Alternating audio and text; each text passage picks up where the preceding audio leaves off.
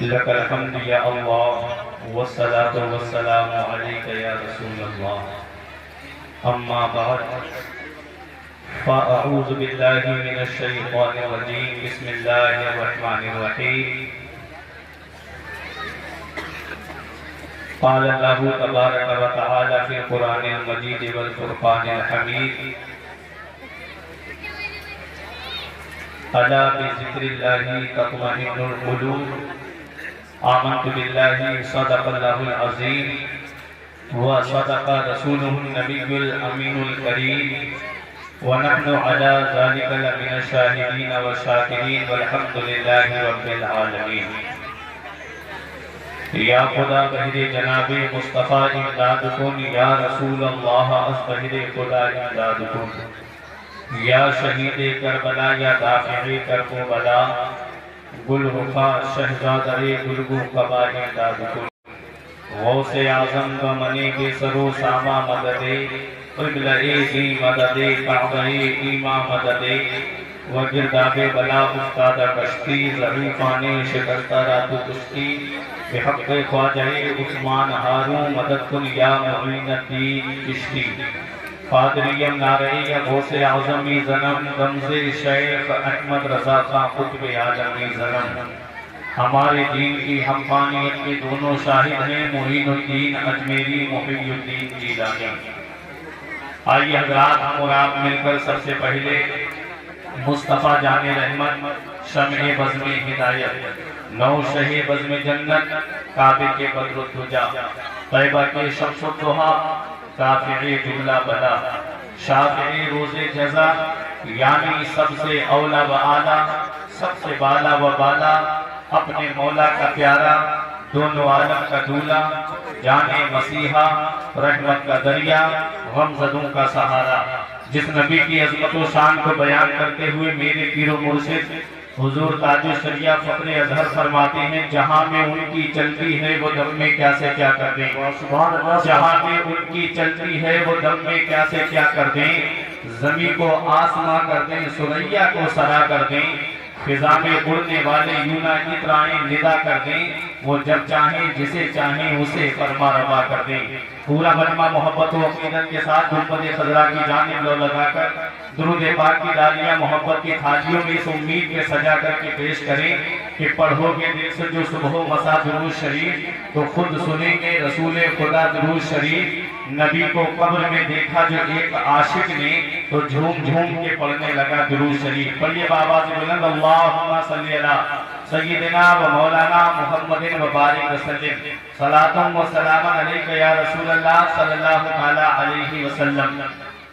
کافی دیر سے پروگرام چل رہا ہے اور آپ حضرات مقامی علماء کرام اور مدحہ خان مصطفیٰ سے نعت و منقبت اور تقریر آپ حضرات سماعت کرتے آ رہے ہیں.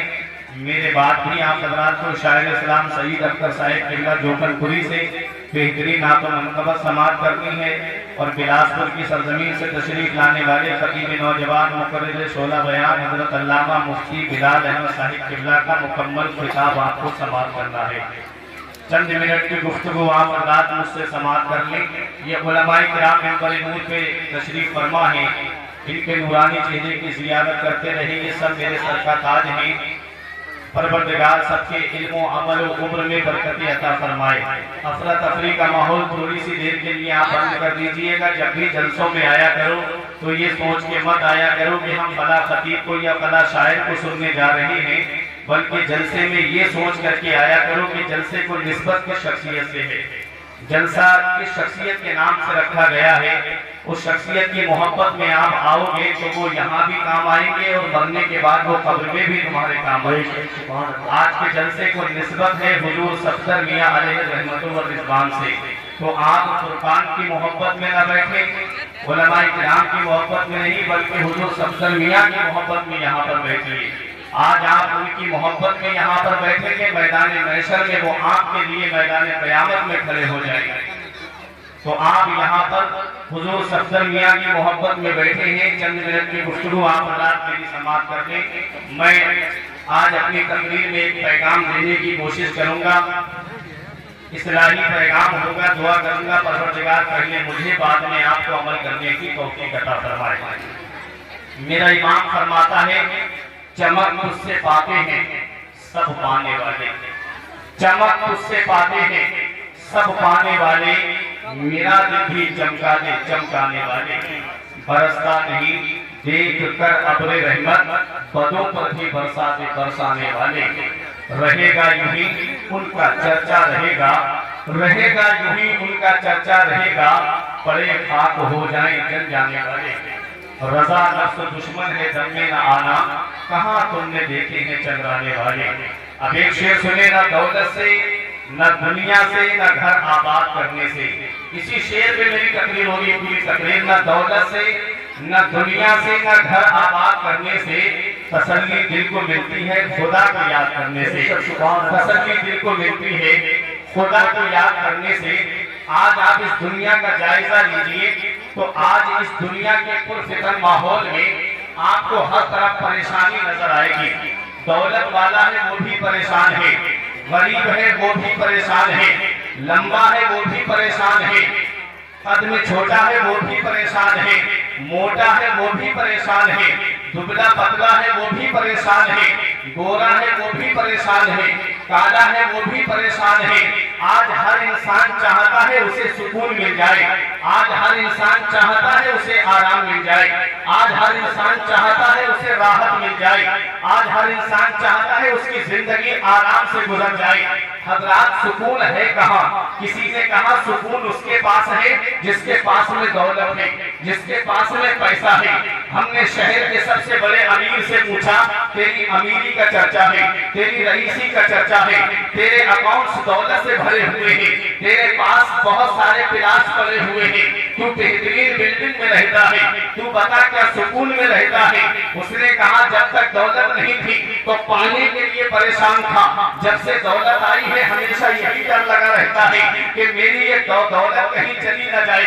پتہ چلا دولت والا سکون میں نہیں۔ کسی نے کہا سکون میں وہ ہے جس کے پاس حکومت کی کرسی ہے، جس کے پاس میں پاور ہے، جس کے پاس میں اقتدار ہے۔ ہم نے اس شہر کے سب سے بڑے لیڈر سے پوچھا تیرے پاس حکومت کی کرسی ہے، تیرے پاس میں پاور ہے، کیا تو سکون میں ہے؟ اس نے کہا جب تک کرسی نہیں آئی تھی تو پانے کے لیے پریشان تھا، جب سے کرسی آئی ہے اسے بچانے کے لیے پریشان ہوں۔ پتہ نہیں یہ کرسی کسی اور کے پاس نہ چلی جائے۔ پتہ چلا پاور میں سکون نہیں، اقتدار میں سکون نہیں، حکومت میں سکون نہیں۔ کسی نے کہا سکون اس کے پاس ہے جس کے پاس جوان اولاد ہے۔ ہم نے ایک ایسے شخص سے بات کی جس کے تین بیٹے جوان تھے، فرمایا کیا پوچھا کیا تجھے سکون ہے؟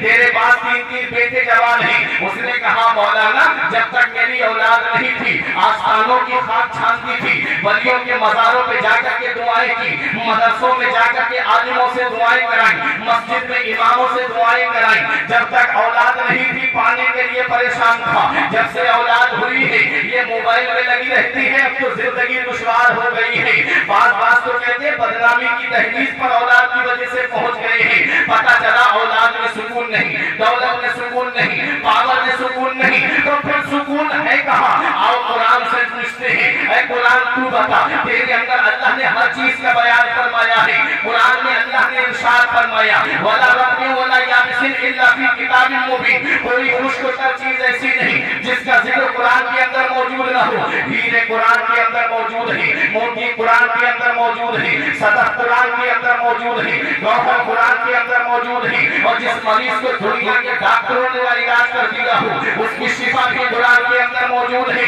ہر چیز کا بیان قرآن کے اندر موجود ہے۔ نبیوں کی نبوت کا ذکر قرآن میں ہے، رسولوں کی رسالت کا ذکر قرآن میں ہے، صحابہ کی صحابیت کا ذکر قرآن میں ہے، ولیوں کی ولایت کا ذکر قرآن میں ہے، اقطاب کی قطبیت کا ذکر قرآن میں ہے، ابدال کی بدریت کا ذکر قرآن میں ہے، متقین کے تقوی کا ذکر قرآن میں ہے۔ ہر چیز کا بیان قرآن کے اندر موجود ہے۔ ہم نے کہا اے قرآن تو بتا سکون ہے کہاں؟ انسان سکون کی تلاش میں ہے، دولت میں سکون نہیں ملا، اقتدار میں سکون نہیں ملا، پاور میں سکون نہیں ملا، اولاد میں سکون نہیں ملا۔ اے قرآن سکون ہے کہاں؟ تو قرآن جواب دیتا ہے اے رائے پور کے زندہ دل مسلمانوں، اے اسے سفتری میں آنے والوں، قرآن کا اعلان سنو۔ قرآن فرماتا ہے اللہ کان کھول کے سن لو، اقتدار میں سکون نہیں، پاور میں سکون نہیں، دولت میں سکون نہیں، اولاد میں سکون نہیں، بے ذکر اللہ تطمئن القلوب کھول کے سن لو، دلوں کو چین ملتا ہے تو اللہ کے ذکر سے ملتا ہے۔ نعرہ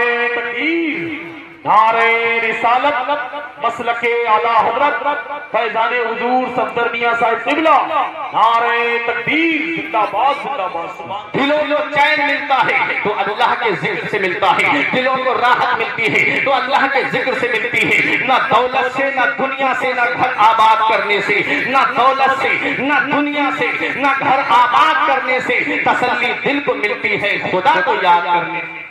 تسلی دل کو ملتی ہے خدا کو یاد کرنے سے۔ حضرات دل کو سکون ملتا ہے اللہ کے ذکر سے، لیکن ملتا کیوں ہے؟ دل کو سکون اللہ کے ذکر سے ملتا ہے۔ یہ مفتی صاحب قبلہ بیٹھے ہیں، علامہ مفتی شمس الدین صاحب قبلہ، الحمدللہ ہم دونوں کی فراغت ایک ہی مدرسے سے ہے اور ایک ہی جماعت میں ہم لوگ پڑھتے تھے۔ میرے ساتھی بیٹھے ہوئے ہیں، بڑی ذمہ داری کے ساتھ ان علماء کرام کے سامنے میں بول رہا ہوں۔ دل کو سکون اللہ کے ذکر سے ملتا ہے، لیکن ملتا کیوں ہے؟ ذکر اللہ کے سکون سے ملتا ہے، ذکر اللہ کے دل کو سکون اللہ کے ذکر سے ملتا ہے، لیکن ملتا کیوں ہے؟ تو سنو، انسان کو اللہ نے پیدا کیا ہے تو دو چیزوں سے مرکب کیا، ایک ہے جسم، ایک ہے روح۔ جسم کو اللہ نے کیسے پیدا کیا اور روح کو اللہ نے کیسے پیدا کیا، یہ بات آپ سمجھ گئے تو پھر اس کے بعد حضور صفدر میاں کی عظمت میں آپ کے سامنے بیان کروں گا۔ دیکھیں، جسم کو اللہ نے چار چیزوں سے پیدا کیا، آگ، پانی، مٹی، ہوا۔ چار چیزیں انسان کے وجود میں لگی ہیں۔ یہی وجہ ہے کہ جب انسان بیمار پڑتا ہے تو اس کا علاج انہی چار چیزوں سے ہوتا ہے۔ آپ کے یہاں بہت سارے ڈاکٹر ہوں گے، آپ ان ڈاکٹروں سے پوچھ لیں کہ جب انسان کا جسم بیمار ہوتا ہے، اچھا جسم بیمار ہوتا ہے تو پتہ کیسے چلتا ہے؟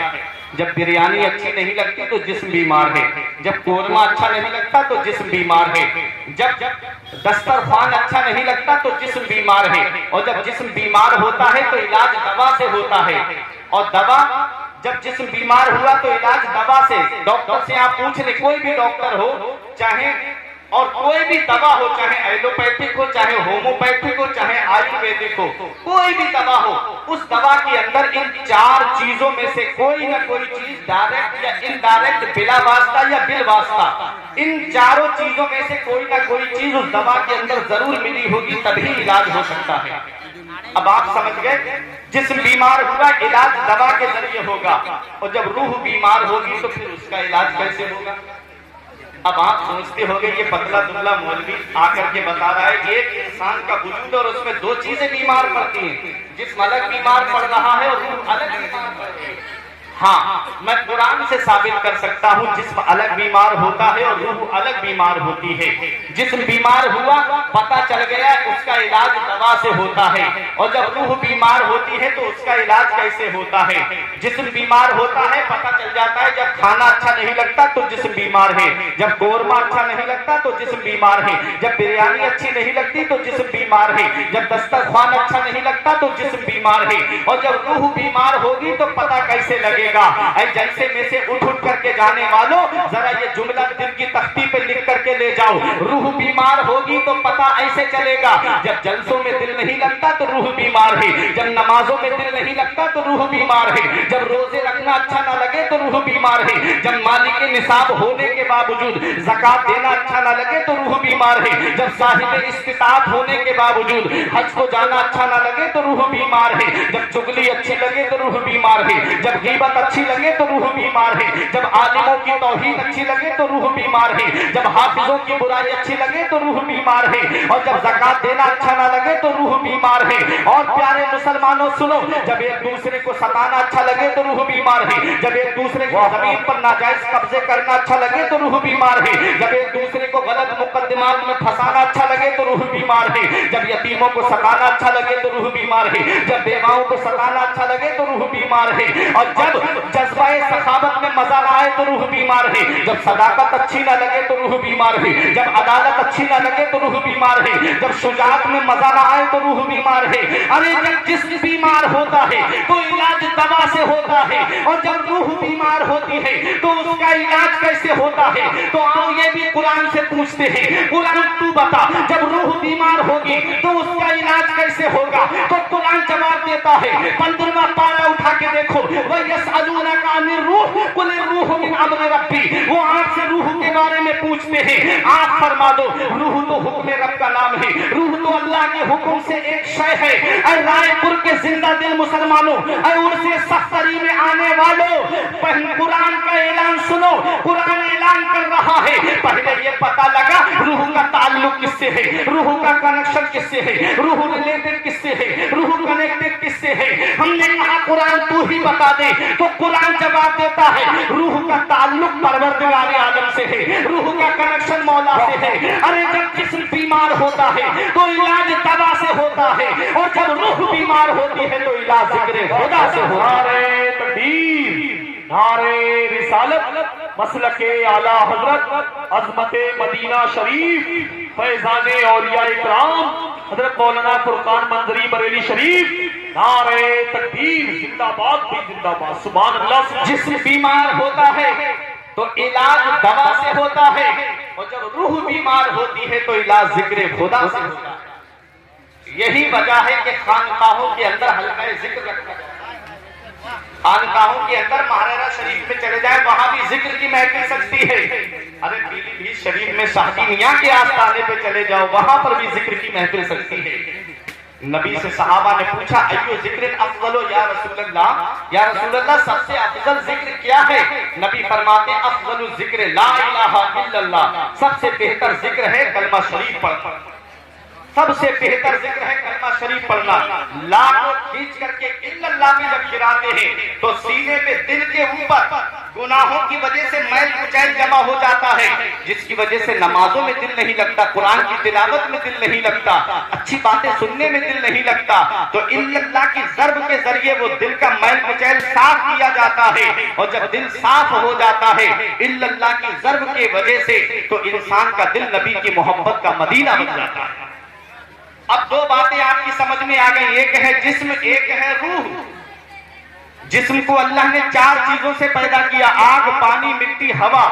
روح کو اللہ نے کس سے پیدا کیا؟ روح حکم رب کا نام ہے، روح اللہ کے حکم سے ایک شے ہے، روح مرتی مٹتی نہیں ہے۔ جسم کو موت آتی ہے، روح کو موت نہیں آتی۔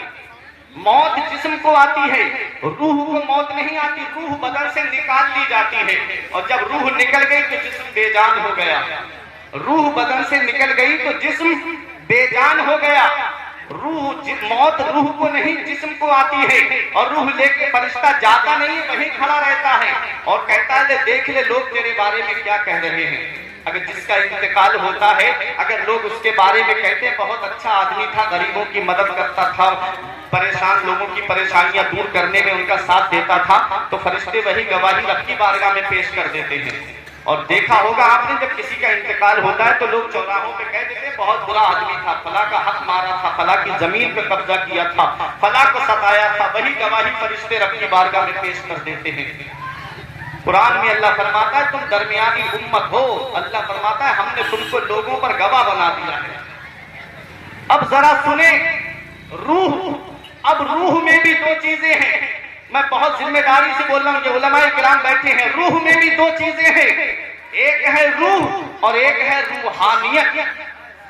ایک ہے روح اور ایک ہے روحانیت۔ روح ایک محدود دائرے کے اندر کام کرتی ہے، روح ایک محدود دائرے کے اندر کام کرتی ہے۔ میں روح والا ہوں، مفتی شمس الدین صاحب قبلہ روح والے ہیں، مفتی ایاز صاحب قبلہ روح والے ہیں، مولانا شفیق صاحب قبلہ روح والے ہیں، ہمارے ناظم اجلاس ناظم رضا عثمانی صاحب قبلہ روح والے ہیں، ہمارے عمران برکاتی صاحب قبلہ روح والے ہیں، ہمارے معید رضا صاحب قبلہ روح والے ہیں۔ لیکن اے رائے پور کے زندہ دل مسلمانوں، آج عرص صفدری میں آپ آئے ہو، حضور صفدر میاں کے عرص میں آئے ہو۔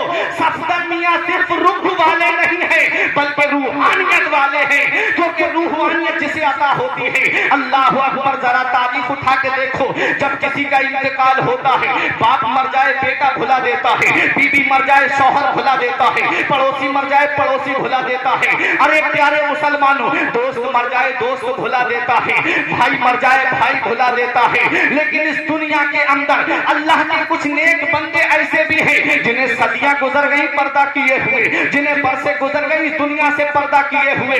آج انسان مر جائے, کسی کا غم 3 دن تک منایا جاتا ہے, کسی کا 40 دن تک غم منایا جاتا ہے, کسی کے لیے کوئی برسی میں غم مناتا ہے, کوئی 2 سال کے بعد اپنے باپ کو یاد کر کے آنسو بہاتا ہے. لیکن آج جس حضور صفدر میاں کی محبت میں آپ یہاں پر آئے ہو, وہ صرف روح والے نہیں تھے بلکہ روحانیت والے تھے. دنیا کا اصول تو بتا رہا ہے, آج کسی کو کسی کے لیے وقت نہیں ہے. جنازے میں کوئی کسی کے جاتا ہے تو پوچھتا ہے بھائی نماز جنازہ کس وقت ہوگی, بتایا عصر کی نماز کے بعد ہوگی. تو پر جنازے کی نماز سے 10-5 منٹ پہلے پہنچے گا کیونکہ اس کے پاس میں وقت نہیں ہے. کسی کے یہاں شادی بیاہ کے موقع پہ جائے گا, پوچھے گا کھانا کس وقت کھلایا جا رہا ہے, پتا چلا 1 بجے کھانا شروع ہوگا, وہ 1 بجے کے وقت میں پہنچے گا. پتا چلا کسی کو کسی کے لیے وقت نہیں ہے, کوئی کسی کے لیے ٹائم دینے کے لیے تیار نہیں ہے. حضور صفدر میاں اس دنیا سے گئے ہیں, لیکن کیا وجہ ہے کہ جب عرص صفدری کا موقع آتا ہے لوگ کھینچے چلے آتے ہیں. کوئی پورن پور سے کھینچا چلا آ رہا ہے, کوئی کھوٹان سے کھینچا چلا آ رہا ہے, کوئی ملکت پور سے چلا آ رہا ہے, کوئی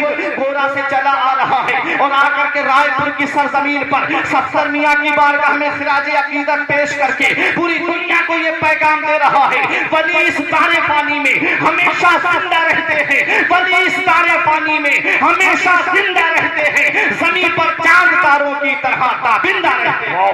زندہ باد زندہ باد. سبحان اللہ سبحان اللہ. جانے والے تو بہت ہیں, اللہ اکبر. جسے روحانیت ملتی ہے اس کا نام اللہ مٹنے نہیں دیتا, جس کو روحانیت کا مقام ملتا ہے اللہ اس کا نام اندھیرے میں نہیں رہنے دیتا. یہ روحانیت ملتی کیسے ہے؟ جو اللہ کی عبادت کرتا ہے, رسول کی اتباع کرتا ہے, صحابہ کے نقش قدم پہ چلتا ہے, تبھی روحانیت کا مقام ملتا ہے. جو اللہ اللہ کرتا ہے تبھی روحانیت کا مقام ملتا ہے. جو نبی کے بتائے راستے پہ چلتا ہے تبھی روحانیت کا مقام ملتا ہے. اور اللہ نے قرآن میں بھی فرمایا لقد کان لکم فی رسول اللہ اسوۃ حسنہ, تحقیق کے رسول کی زندگی تمہارے لیے بہترین نمونہ عمل ہے. تو اولیاء کرام نے اس پہ چل کر کے دکھایا. اللہ نے ان کے نام کو مٹنے نہیں دیا بلکہ لوگوں کے دلوں میں ان کا نام ڈال دیا. اب آؤ ذرا قرآن کی آیت کریمہ سنو. اللہ ارشاد فرماتا ہے ان الذین آمنوا وعملوا الصالحات سیجعل لهم الرحمن ودا. اللہ قرآن میں فرماتا ہے بے شک وہ لوگ جو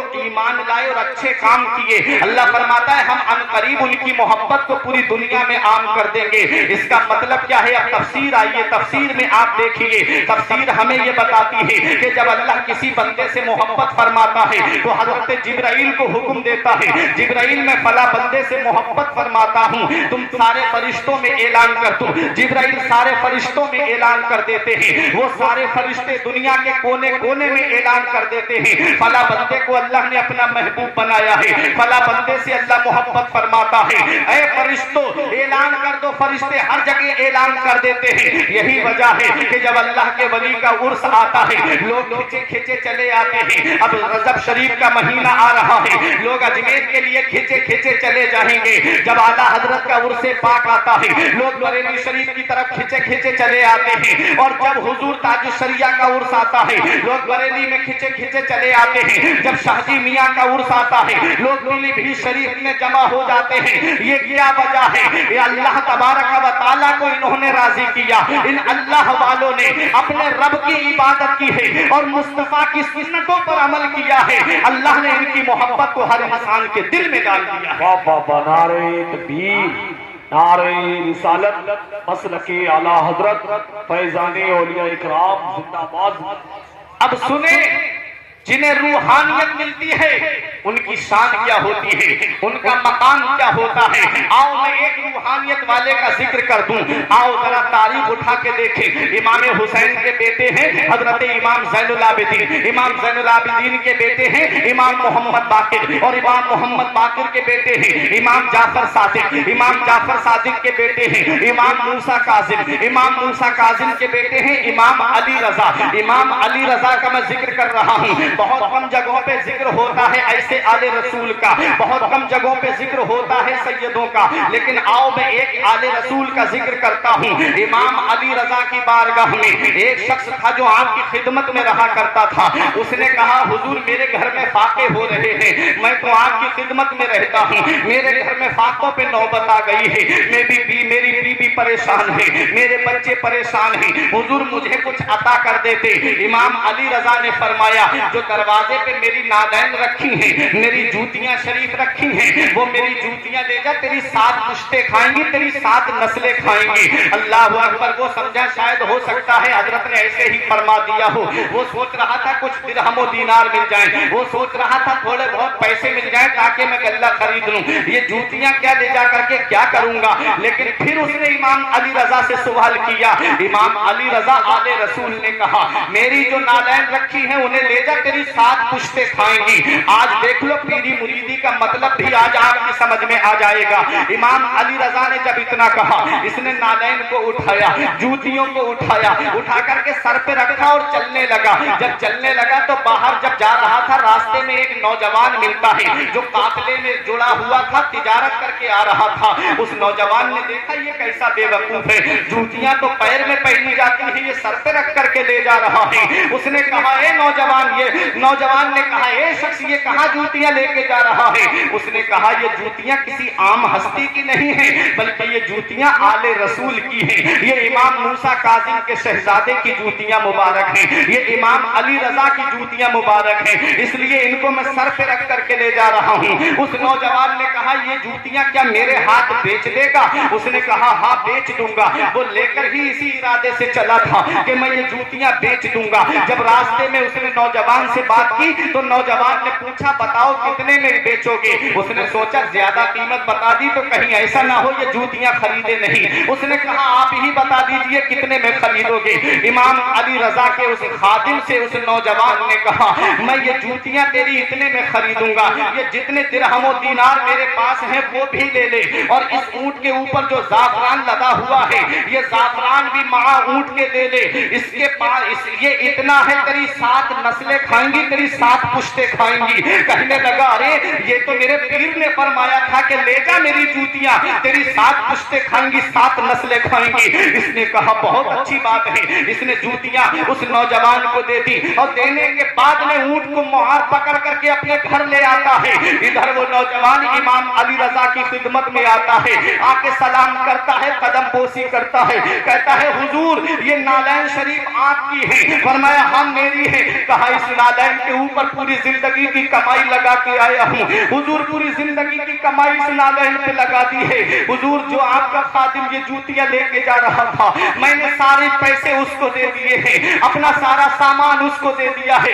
بس آپ کی محبت میں یہ آ گیا ہوں. بس میں آپ سے اس کے لیے دولت کا سوال نہیں کرتا ہوں, پیسے کا سوال نہیں کرتا ہوں, سرمایہ کا سوال نہیں کرتا ہوں. حضور بس اپنی غلامی میں رکھ لیجئے یہ سوال کرتا ہوں. امام علی رضا نے فرمایا ٹھیک ہے میری خدمت میں رہے. اب وہ خدمت میں رہ رہا ہے نوجوان. ایک دن امام علی رضا نے فرمایا نوجوان سنو, آج بخاری شریف کا آخری درس ہے, آج کسی بھی ملاقاتی کو مجھ سے ملاقات مت کرنے دینا, آج کوئی مجھ سے ملنے اندر نہ آنے پائے, آج بخاری شریف کا میں درس دینے جا رہا ہوں. اس نے کہا ٹھیک ہے حضور. جیسے ہی آپ اندر تشریف لے گئے یہ غلامی کے لیے غلامانہ انداز میں دروازے پہ کھڑا ہو گیا.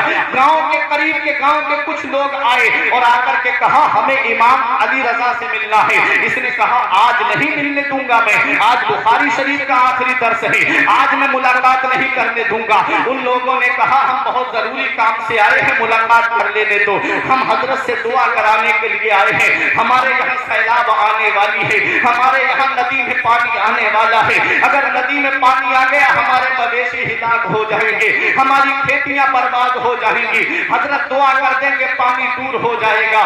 اللہ کے ولی کے دربار میں دیکھیے گاؤں کے لوگوں کا عقیدہ دیکھیے, یہ اللہ والوں کے وسیلے سے اللہ پریشانیاں دور فرماتا ہے, اللہ کے ولیوں کے صدقے میں اللہ مصیبتیں دور فرماتا ہے. اے رائے پور میں رہنے والوں, حضور سختر میاں کا مزار تمہارے یہاں پر موجود ہے. اللہ والے کی وجہ سے آج تمہارے یہاں گاؤں کے اندر کتنی معاملات آج آپ دیکھتے ہوگے کہ آج کتنے سکون میں یہ گاؤں رہ رہا ہے. ورنہ جنگل والے علاقے میں کہیں نہ کہیں کوئی بھی بھی جانور آ سکتا ہے، لیکن تمہارے رائے پور کی سرزمین پر یہ اللہ والے کی وجہ سے اللہ کی رحمتوں کا نزول ہوتا ہے، اللہ کے ولی کی وجہ سے اللہ کی رحمتوں اور برکتوں کا نزول ہوتا ہے۔ کتنے سکون میں تم رہ رہے ہو، یہ اللہ والے کا صدقہ ہے، یہ اللہ کے ولی کا عطیہ ہے۔ آؤ ذرا دیکھو گاؤں کے لوگوں کا عقیدہ ہے کہ اللہ کے ولی کے دعا کرنے سے پریشانیاں دور ہو جاتی ہیں، لیکن اس نوجوان نے ملنے نہیں جانے دیا۔ جب لوگوں نے زیادہ اصرار کیا تو اس نوجوان نے ایک جملہ کہا،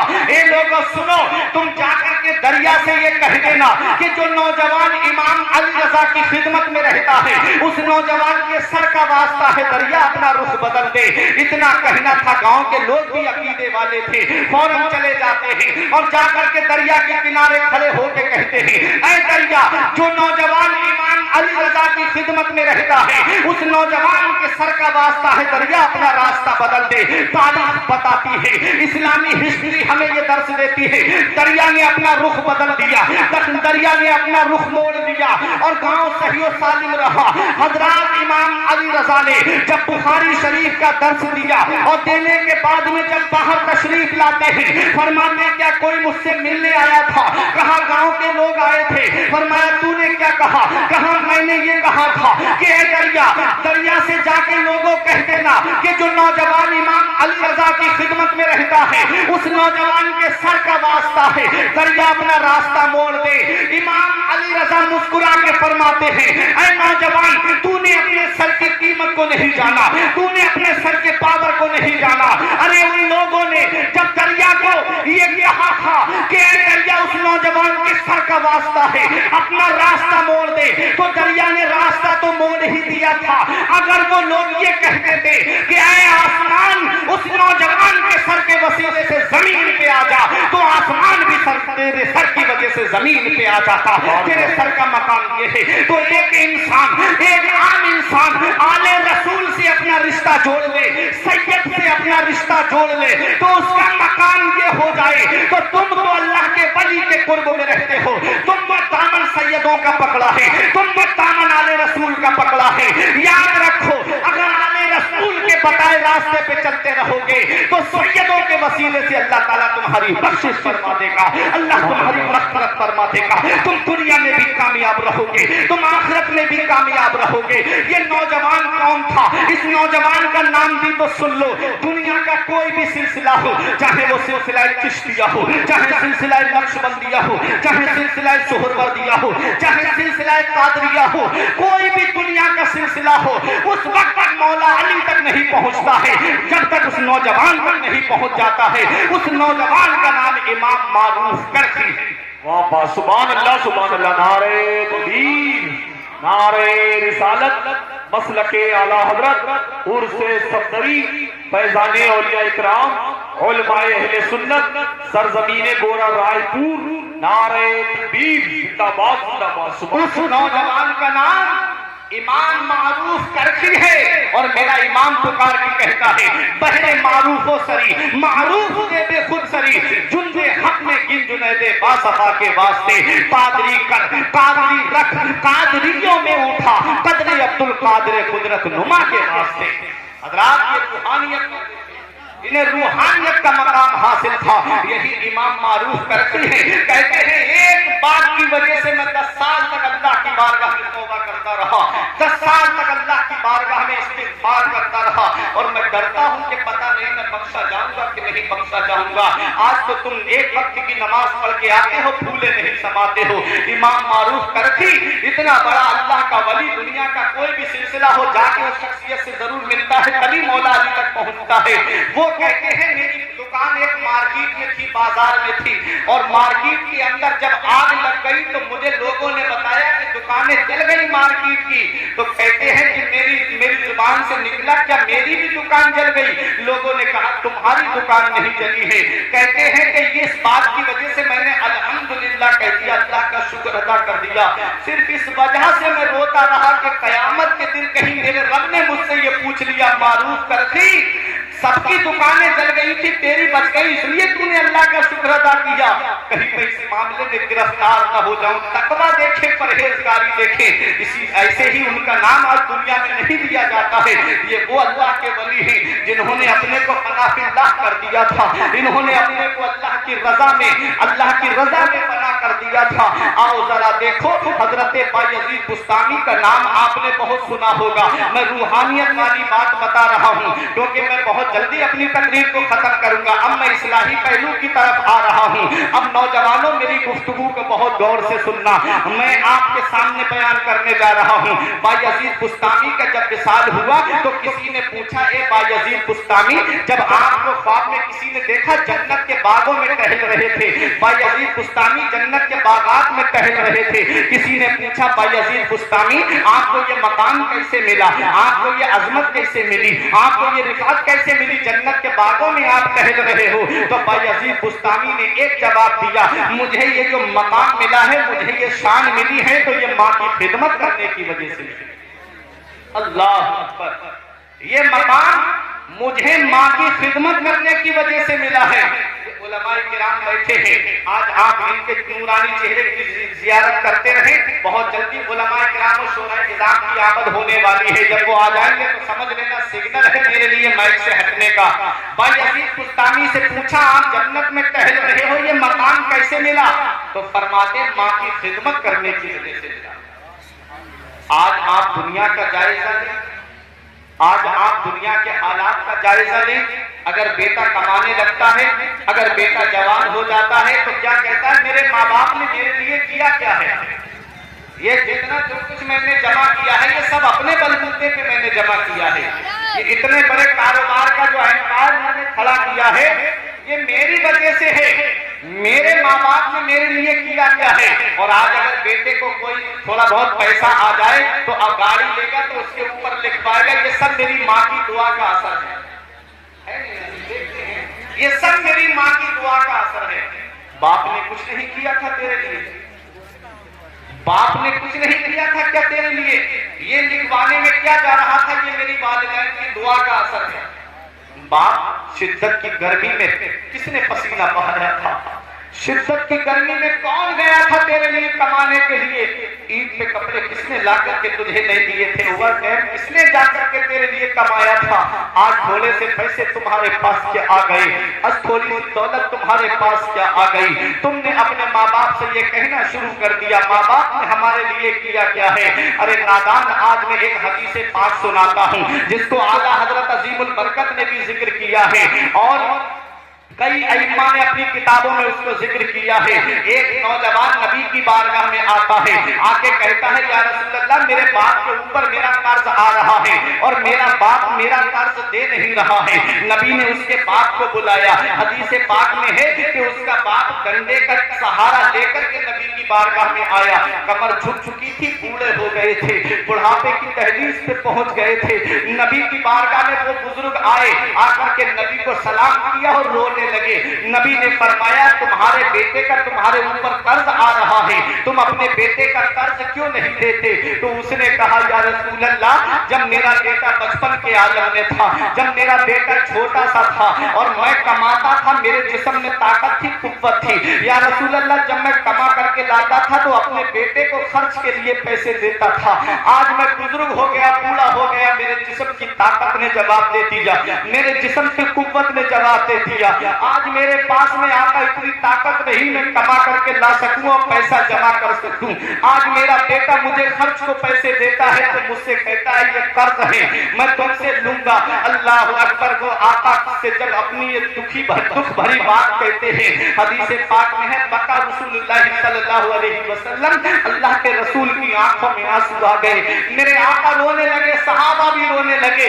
میرے نبی نے فرمایا میرے صحابہ سنو، اس بوڑھے کی دکھ بھری بات سن کے صرف میں ہی نہیں رو رہا ہوں بلکہ میرے ارد گرد جتنے پتھر اور ڈیلے ہیں وہ سب رو رہے ہیں۔ پتہ چلا جس گھر میں ماں باپ کو ستایا جاتا ہے اس گھر میں گھر صرف گھر والے ہی نہیں روتے ہیں بلکہ اس گھر کے در و دیوار بھی روتے ہیں، اس گھر کے اندر اینٹیں اور پتھر بھی روتے ہیں۔ اے پیارے مسلمانوں، آج میں تمہیں یہ پیغام دینا چاہتا ہوں، عرس صفدری سے یہ پیغام نام دل کی تختی پہ لکھ کر کے لے جاؤ. اگر ماں باپ بوڑھے ہو گئے ہیں تو نبی کی اس حدیث پاک پر عمل کر لو. میرے آقا فرماتے ہیں اگر کسی کے ماں باپ بوڑھے ہو گئے ہو تو اس شخص کی نعرہ تکبیر، نعرہ رسالت، شاعر اسلام سعید اختر جوکھن پوری، نعرہ تکبیر. حضرات، شاعر اسلام سعید اختر صاحب قبلہ کی آمد ہو چکی ہے. آپ حضرات ذرا چند منٹ کی گفتگو میری بغور سماعت کر لیں. میرے آقا نے فرمایا صرف اس بوڑھے کی بات سن کے میں ہی نہیں رو رہا ہوں بلکہ در و دیوار بھی رو رہے ہیں، پتھر بھی رو رہے ہیں، ترب و جوار کے ڈیلے بھی رو رہے ہیں. جس گھر میں ماں باپ کو ستایا جاتا ہے اس گھر کے در و دیوار بھی روتے ہیں، اس گھر کے در و دیوار بھی آنسو بہاتے ہیں. اے مسلمانوں مجھے بتاؤ، جس گھر میں ماں باپ کی عزت نہیں ہوتی وہ گھر کے اندر برکت بھی نہیں ہوتی ہے، اس گھر کے اندر سکون بھی نہیں ہوتا ہے. اگر سکون چاہتے ہو تو ماں باپ کی عزت کیا کرو. ماں باپ بڑھاپے کی دہلیز پر پہنچ جائیں تو ماں باپ کی خدمت کیا کرو. مدینے والے مصطفیٰ فرماتے ہیں ماں باپ کی رضا میں اللہ کی رضا ہے اور ماں باپ کی ناراضگی میں اللہ کی ناراضگی ہے. اب آپ مجھے بتاؤ ماں باپ کتنی بڑی نعمت ہوتے ہیں. آج جن ماں باپ کی چارپائی تمہیں پوری لگتی ہے، آج بڑھاپے کی دہلیز پہ جب ماں باپ پہنچ جاتے ہیں، آج جن کی چارپائی کو دیکھ کر کے تم آج اپنے دل کے اندر کسک محسوس کرتے ہو، وہ چارپائی جس دن اٹھ جاتی ہے اس دن چراغ لے کر کے بھی ڈھونڈو گے تو باپ جیسی دولت تمہیں نہیں ملے گی، ماں جیسی دولت تمہیں نہیں ملے گی. آج انسان دوستوں سے مشورہ کرتا ہے میں فلاں کام کرنے جا رہا ہوں، بتاؤ میرا کام کیسا رہے گا. میں فلاں جگہ دکان کھولنے جا رہا ہوں، کیا میری دکان چلے گی کہ نہیں چلے گی. میں فلاں مارکیٹ میں کام کرنے جا رہا ہوں، کیا فلاں مارکیٹ میں میرا کام ہوگا یا نہیں ہوگا. تو دوست لوگ مشورہ دیتے ہیں. یاد رکھو بزرگ فرماتے ہیں اگر بغیر کسی لالچ کے تجھ سے محبت کرنے والی ہے تو وہ تیری ماں ہے، اور بغیر کسی مطلب کے تجھے مشورہ دینے والا ہے تو وہ تیرا باپ ہے. کوئی بھی دوست مشورہ دے گا تو وہ اپنے مطلب کے اعتبار سے دے گا، اور اگر ماں باپ مشورہ دے گا تو بیٹے کے فائدے کے اعتبار سے دے گا. بوڑھا باپ چارپائی پہ بیٹھا رہتا ہے پورے دن کہ میرا بیٹا مجھ سے کوئی مشورہ کر لے. بوڑھی ماں پورے دن چارپائی پہ بیٹھ کر کے سوچتی ہے میرا لال مجھ سے تھوڑی دیر چند محبت بھرے انداز میں گفتگو کر لے. اللہ اکبر. ذرا مجھے یہ بتاؤ یہ بوڑھے ماں باپ ہیں، بوڑھے ماں باپ جب بڑھاپے کی دہلیز پہ پہنچ جاتے ہیں، اللہ اکبر، ہمیں یہ تاریخ بتاتی ہے، اسلامی ہسٹری ہمیں یہ درس دیتی ہے جنہوں نے اپنے ماں باپ کو ستایا ہے وہ نہ دنیا میں کامیاب رہے ہیں، آخرت میں تو ان کو اس کی سزا ملے گی ہی. امام رومی جلال الدین رومی علیہ الرحمہ فرماتے ہیں ایک شخص کو کھانسی ہو گئی تھی. اس کی بیوی نے اپنے شوہر سے شکایت کی کہ تمہارا باپ جو ہے پوری رات کھانستا رہتا ہے، اس کی کھانسی کی وجہ سے میرے بچوں کو نیند نہیں آتی، مجھے بھی نیند نہیں آتی. وہ کہتا ہے کہ وہ کہتی ہے اپنے باپ کو جانور بندنے کی جگہ پہ جا کر کے لیٹا آؤ. اللہ اکبر. اس نے اپنے باپ سے کہا ابا چلو میں تمہارا بستر وہاں کر دیتا ہوں جہاں جانور بنتے ہیں. اس نے کہا بیٹا پھر تجھے نیند آ جائے گی؟ کہا ہاں ابا جب کھانسی نہیں ہوگی تو نیند آ جائے گی. اس نے کہا ٹھیک ہے بیٹا چل. اب تو میرے جسم میں طاقت بھی نہیں، اب تو میرے جسم میں قوت بھی نہیں. اس نے اپنے ابا کو پیٹھ پہ لادا جانور بندنے کی جگہ پہ لے کر کے چلا. اس کا ایک بیٹا تھا جو سمجھدار تھا، وہ بھی ساتھ چلنے لگا. جب اس نے اپنے ابا کا وہاں بستر کیا جانوروں کے بندنے کی جگہ پر تو اس کے بیٹے نے دیکھا ایک کمبل دیا اس نے اپنے باپ کو اوڑھنے کے لیے. اس کے بیٹے نے کمبل لیا زمین پہ رکھا، دو حصوں میں پھاڑ دیا، آدھا اپنے دادا کو دے دیا، آدھا بغل میں دبا کر کے چلنے لگا. باپ نے کہا بیٹا اتنے اچھے دیہات گھر پہ رکھے ہیں، اتنے اچھے کمبل گھر پہ رکھے ہیں، میرے لال تو نے اس کمبل کو کیوں پھاڑ دیا؟ اس نے کہا ابا آج تمہارے والد بیمار ہو گئے تو تم نے اپنے باپ کا بستر جانوروں کے بندنے کی جگہ پہ کر دیا. آج تمہارے ابا کے بڑھاپے نے جواب دے دیا ہے تو تم نے اپنے ابا کا بستر اپنے گھر سے باہر کر دیا. ارے کل جب تم بڑھاپے کی دہلیز پہ پہنچو گے، جب کل تم بوڑھے ہوگے تو جب میں تم کو لے جا کر کے جانوروں کے بندنے کی جگہ پہ ڈالوں گا تو یہی آدھا کمبل میں تمہیں بھی دوں گا. پہلی محبت ہے ماں باپ کی جو بدلہ مانگتی ہے. اگر تم اپنے ماں باپ کے ساتھ بھلائی کرو گے تو تمہاری اولاد تمہارے ساتھ بھلائی کرے گی۔ اگر تم نے اپنے ماں باپ کے ساتھ بھلائی نہیں کی، یہ امید مت رکھنا کہ تمہاری اولاد تمہارے ساتھ بھلائی کرے گی۔ آج تم دنیا میں دیکھتے ہو تمہارے پاس بھی اولاد ہے، تمہارے پاس تم بھی اولاد والے ہو، الحمدللہ میں بھی اولاد والا ہوں، لیکن آج آپ دنیا کا جائزہ لیجئے، آج آپ دنیا کے حالات کا جائزہ لیجئے۔ آج جب تمہارا بیٹا بیمار پڑتا ہے تم پریشان ہو جاتے ہو، آج تمہاری اولاد بیمار پڑتی ہے تم راتوں رات بے چین و بے قرار ہو جاتے ہو۔ اگر رائے پور رات میں تمہارے بچے کے درد اٹھ جائے تم رائے پور کے ڈاکٹر کے پاس جاتے ہو، ڈاکٹر صاحب میرے بچے کی طبیعت خراب ہے، ڈاکٹر صاحب سے فائدہ نہیں ہوتا، تم پورن پور یا پیلی بھیت لے کر کے جاتے ہو، پیلی بھیت کے ڈاکٹر سے فائدہ نہیں ہوتا، تم بریلی شریف لے کر کے جاتے ہو، بریلی شریف کے ڈاکٹر سے بھی فائدہ نہیں ہوتا، تم لکھنؤ کے ڈاکٹر کے پاس لے کر کے جاتے ہو، کیا کہتے ہو ڈاکٹر کے پاس جا کے؟ ڈاکٹر صاحب زمین بکے تو بک جائے، مکان بکے تو بک جائے، گھر بار بکے تو بک جائے، لیکن میری اولاد کو کچھ نہیں ہونا چاہیے۔ آج تمہارا بیٹا بیمار پڑا تم پریشان ہو گئے، آج تمہاری اولاد بیمار پڑی تم پریشان ہو گئے۔ آج تو ترقی یافتہ دور میں تم جی رہے ہو، آج تو ہر گھر میں موٹر سائیکل ہے، آج تو اکثر گھروں میں کاریں آپ کو ملے گی، آج تو سواریوں کا بہت اچھا انتظام و انصراف ہے، لیکن اب 40-50 سال پیچھے پلٹ کر کے تو چلو پیارے مسلمانوں، کسی کسی کے گھر میں سائیکل ہوا کرتی تھی، یہ علماء کرام جانتے ہیں، کسی کسی کے گھر میں سائیکل ہوا کرتی تھی، کسی کسی کے گھر میں موٹر سائیکل پائی جاتی تھی،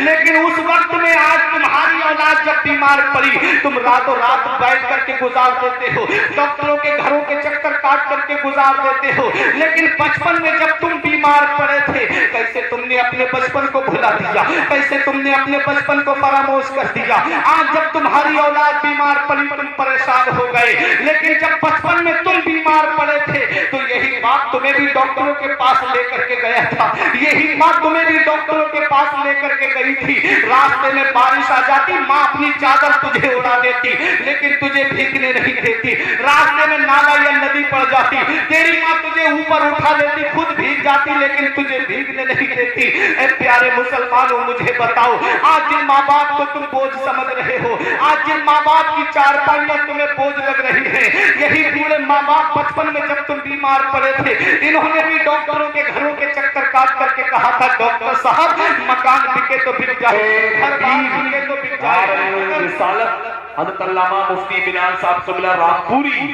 نعرہ خطیب اہل سنت کی آمد ہو چکی ہے۔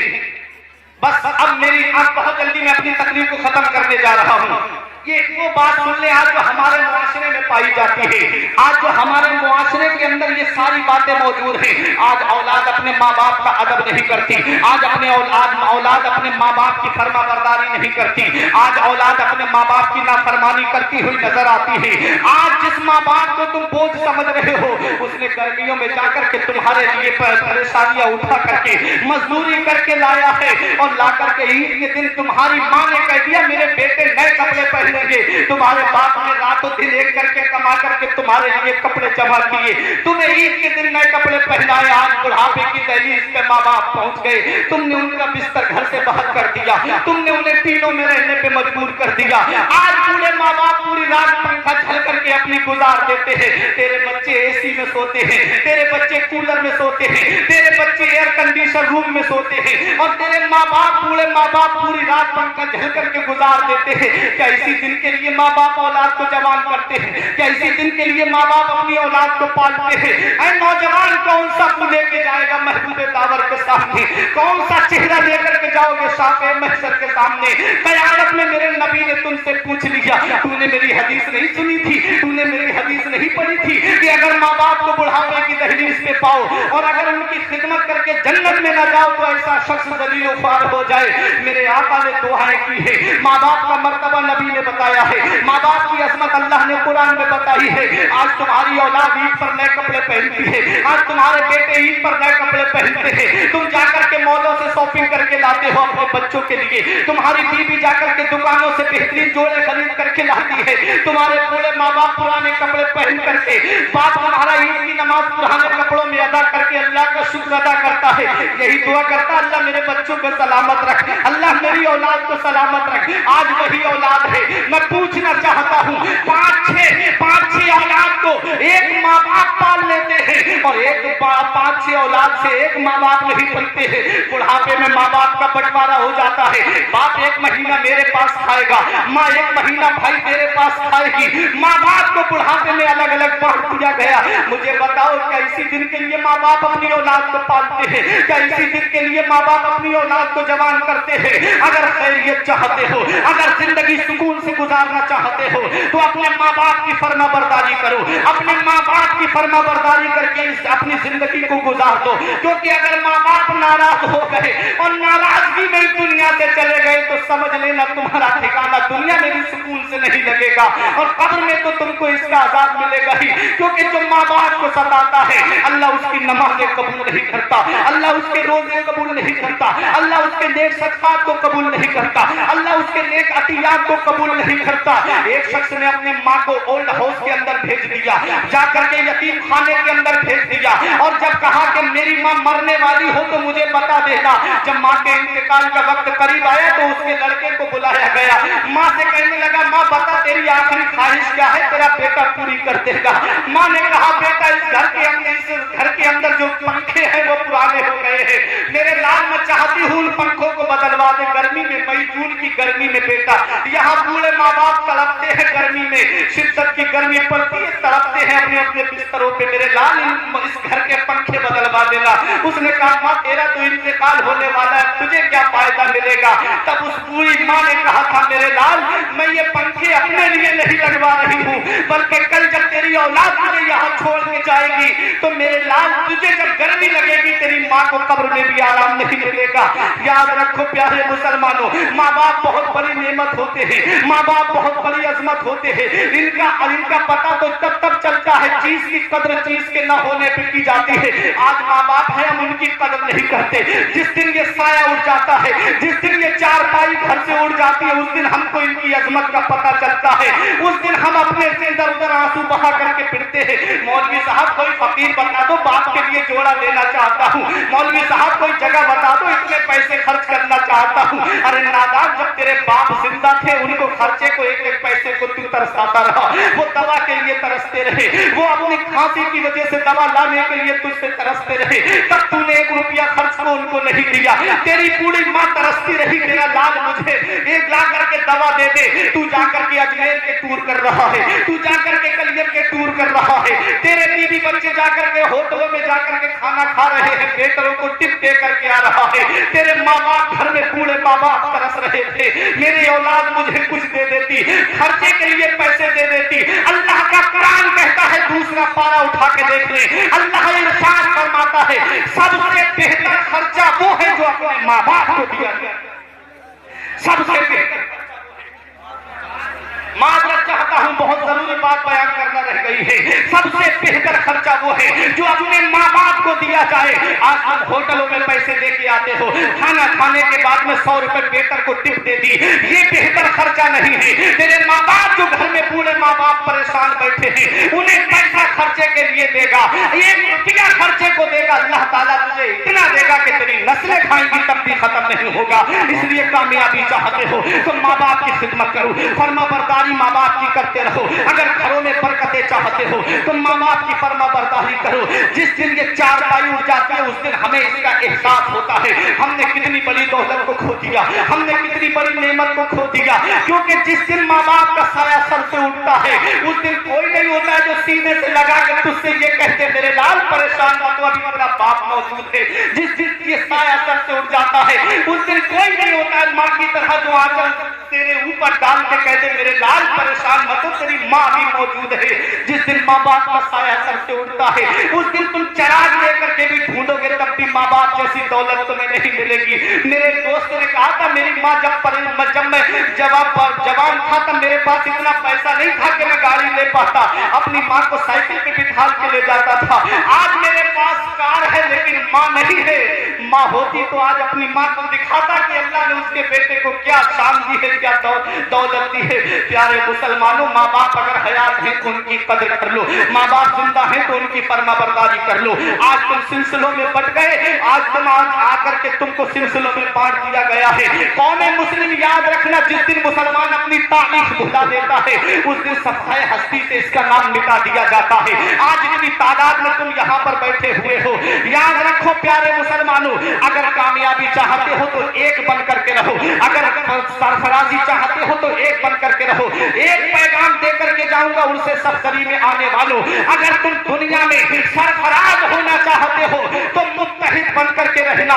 یاد رکھنا، رسول اللہ کے فرمان سے بڑا تمہارا پیر نہیں ہے، رسول اللہ کے حکم سے بڑا تمہارا پیر نہیں ہے۔ اللہ کے رسول کا جو فرمان ہو اس پر عمل کرو، قرآن کا جو فرمان ہو اس پر عمل کرو۔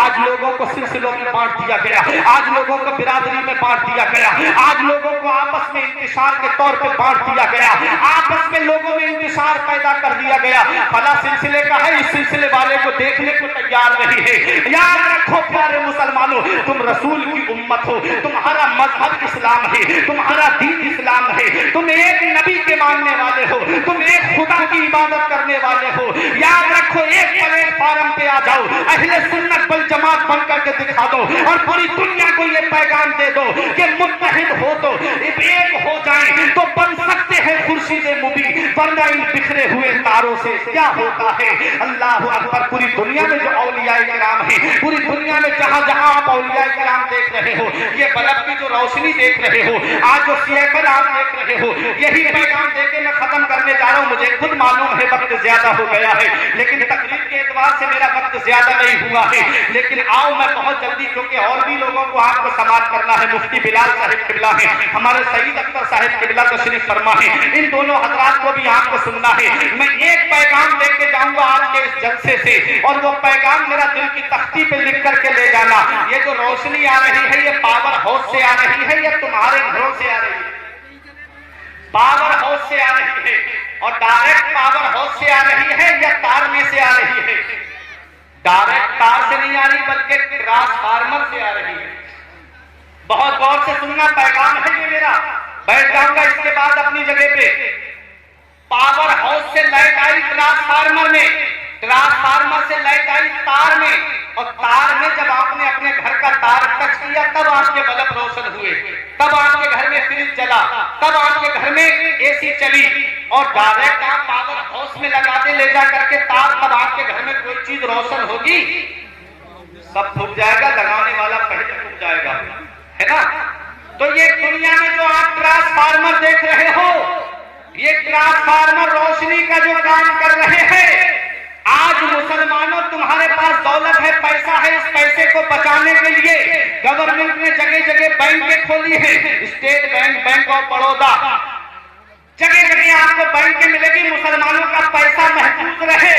تمہارے پاس ایک دولت ہے ایمان کی، ایمان کی دولت کیسے محفوظ رہے گی؟ تو پروردگار عالم نے جگہ جگہ اولیاء کرام کو اتارا ہے، جگہ جگہ اولیاء کرام اتر کر کے تمہارے ایمان کی حفاظت کر رہے ہیں، تمہارے عقیدے کی حفاظت کر رہے ہیں۔ رائے پور کی سرزمین پر صفدر میاں تمہارے ایمان کی حفاظت کر رہے ہیں، پیلی بھیت میں شاہی محمد شیر میاں تمہارے ایمان کی حفاظت کر رہے ہیں، بریلی میں اعلیٰ حضرت تمہارے ایمان کی حفاظت کر رہے ہیں، دیوا میں بارش پاک تمہارے ایمان کی حفاظت کر رہے ہیں، سکلیئر میں صابر تمہارے ایمان کی حفاظت کر رہے ہیں۔